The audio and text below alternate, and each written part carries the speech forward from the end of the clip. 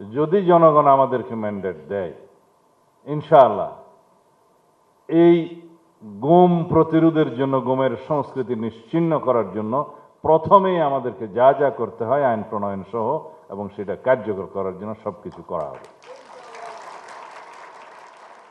আমরা সেই বাংলাদেশের জন্য অপেক্ষা করছি যে বাংলাদেশে কোনোদিন গুমের শিকার হয়ে কোনো ব্যক্তিকে রাস্তায় দাঁড়াতে হবে না। বক্তারা বলে গিয়েছেন আগে রাস্তাতে দাঁড়াতে পারেননি, মিলনায়তনে সভা করতে পারেননি, কোনো অনুষ্ঠান করতে পারেননি। সেরকম একটা পরিবেশ আফ্রিকার জঙ্গলেও বিদ্যমান পাবেন না আপনারা।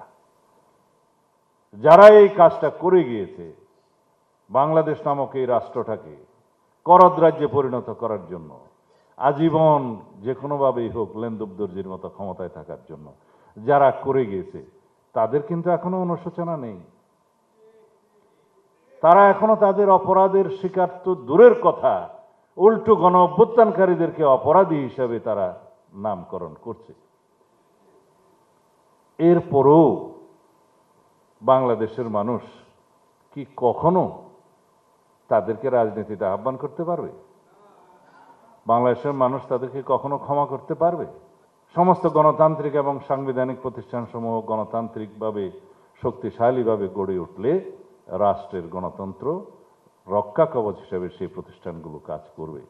তার মধ্যে আছে নির্বাচন কমিশন, তার মধ্যে আছে মানবাধিকার কমিশন, তার মধ্যে আছে বিচার বিভাগ, তার মধ্যে আছে সংসদ নিজে, এবং সবার উপরে থাকবে ফ্রিডম অফ প্রেস।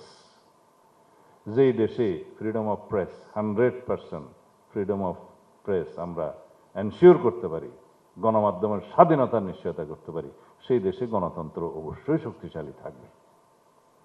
বাকি রইল গণমাধ্যমগুলোর ভূমিকা। যদি মালিকদের চাকরি আপনারা করেন, সাংবাদিক বন্ধুগণ, বিবেকের কাছে যদি দায়বদ্ধ না থাকেন, তাহলে সেই স্বাধীনতা নিশ্চিত কখনো করা যাবে না। সুতরাং বিবেকের কাছে আপনারা চাকরি করবেন, বিবেকের কাছে দায়বদ্ধ হবেন, মালিকের কাছে দায়বদ্ধ হবেন না, তাহলে এখানে প্রেস ফ্রিডম এনশিওর করা যাবে।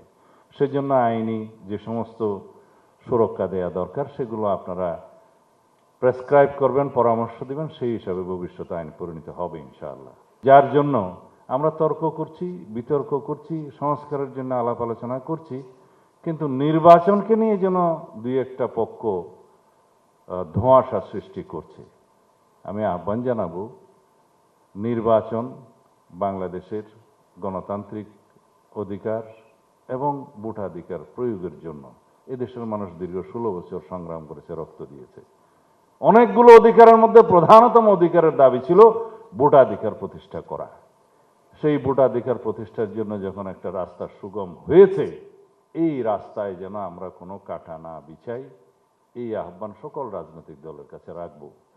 কেউ কেউ আজকে কোথাও কোথাও কথা বলতে শুনলাম কোনো রাজনৈতিক দল যে নির্বাচন কমিশন যে রোড ম্যাপ ঘোষণা করেছে তার মধ্য দিয়ে নাকি একটি সুষ্ঠু নির্বাচন অনুষ্ঠানের পথে বাধা সৃষ্টি হবে, অথবা নির্বাচন ভণ্ডুল করার নাকি একটা পায়তারা হবে। আমরা সেভাবে কেন দেখব?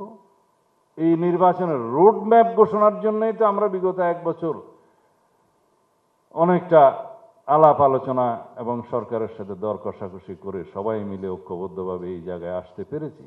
আজকে যখন নির্বাচনের রোড ম্যাপ ঘোষণা হয়ে গেল, সেটা জাতির প্রত্যাশা পূরণ হয়েছে বলে আমরা আমাদের প্রতিক্রিয়া জানিয়েছি। সেই জায়গায় এটাকে আমরা স্বাগত না জানিয়ে এর মধ্যে কোনো সন্দেহ দুদুল্যমানতা দেখানো ঠিক হবে না। আসুন, যদি কোনো রকমের কোনো বিষয়ে কোনো সংশয় থাকে আমরা আলাপ আলোচনা করি, আলাপ আলোচনার মধ্য দিয়েই আমরা গণতান্ত্রিক যাত্রাকে সুগম করি এবং এই দেশের গণতান্ত্রিক প্রতিষ্ঠানগুলোকে আমরা নির্মাণ করি, সুষ্ঠু নির্বাচনের মধ্য দিয়ে সত্যিকারের জনপ্রতিনিধি নির্বাচন করি এবং একটি শক্তিশালী জবাবদিহিমূলক সংসদ আমরা রচনা করি।